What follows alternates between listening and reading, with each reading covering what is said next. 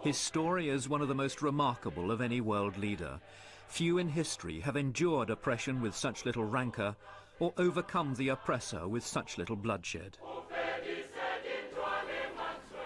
I, Nelson Mandela, do hereby swear to be faithful to the Republic of South Africa.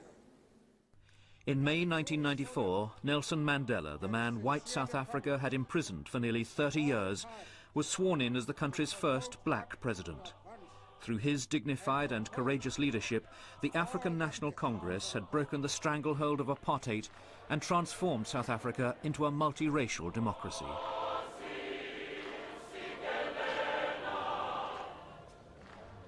Nelson Mandela was born in 1918 in South Africa's Eastern Cape. He was the son of a tribal chief. He qualified as a lawyer, and by 1952 he'd set up a legal partnership with a man who was to be a lifelong friend and ally, Oliver Tambo. Together they campaigned against apartheid, the exercise in social engineering under which South Africa's white minority, in charge of the country's military as well as economic forces, brutally crushed the human rights and aspirations of the black majority. In 1956, Mandela was among 156 political activists to be charged with high treason. The trial lasted more than 4 years before charges were dropped. In Johannesburg, premier city of South Africa, thousands of coloured people went to attend a protest meeting called by the African National Congress. By now, black resistance to apartheid was growing. Past laws which restricted where black people could live and work became the focus of resentment. Past books were burned as Mandela and others organised demonstrations against apartheid's leaders. I despise them because they were despised by the entire world. They dressed in beautiful suits, silk shirts and silk ties, but they were beautiful outside and full of evil inside. The Sharpeville massacre in 1960 forced the ANC to change strategy. 69 people died when police opened fire on black demonstrators. The ANC was outlawed, Mandela went underground, and peaceful resistance became a thing of the past. There are many people who feel that it is useless and futile for us to continue talking peace and non-violence against a government whose reply is only savage attacks on an unarmed and defenseless people. Mandela undertook a campaign of sabotage against the state. He was eventually arrested and charged with conspiracy to overthrow the government. At his trial, he made a 3-hour speech from the dock. A tape of it was discovered later. This, his final plea for freedom and democracy for all South Africans, was to echo down the 27 years he was to remain a political prisoner. It is an ideal for which I hope to live for and to see realized. But my Lord, if it needs be, it is an ideal for which I am prepared to die. Sentenced to life imprisonment, he was sent to Robben Island, a top security prison in Cape Town's Table Bay. Photographs of Mandela were banned from publication. To quote him was an offence. But, astonishingly, he wasn't embittered by his long imprisonment. We soon grasped the fact that we are not conducting a struggle against individual whites. We are fighting a principle, fighting white domination. And in the course of that struggle, we can even form friendships with people from the other side. Outside, time was running out for apartheid.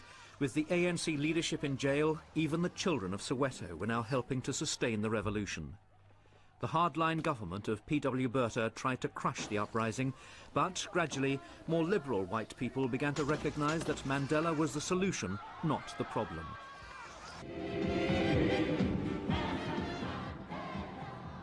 An international campaign was begun for the release of Nelson Mandela as, around the world, governments imposed sanctions on South Africa. In 1990, a courageous white leader, President F.W. de Klerk, announced that the ANC would be unbanned. That February, after 27 years of imprisonment, Nelson Mandela walked to freedom with his then wife Winnie at his side. Worldwide pressure had borne fruit. But hope soon turned to despair. Township violence left blacks fighting blacks. Mandela repeatedly appealed for peace. Take your guns, your knives, and your pangas, and throw them into the sea. Mandela's appeal was largely ignored. Black people were massacring each other, even as Mandela was negotiating a new democratic constitution. The country's first multiracial elections in 1994 resulted in a landslide victory for the ANC. Millions enjoyed their first taste of democracy. People from all races welcomed the vote as a new beginning for the country. The process of national reconciliation was helped by the Truth and Reconciliation Commission, which gave the victims of apartheid the opportunity to tell their stories and, in some cases, to confront their oppressors. What kind of man, listening to those moans and cries and groans, what kind of man is that? It was a painful process for everyone.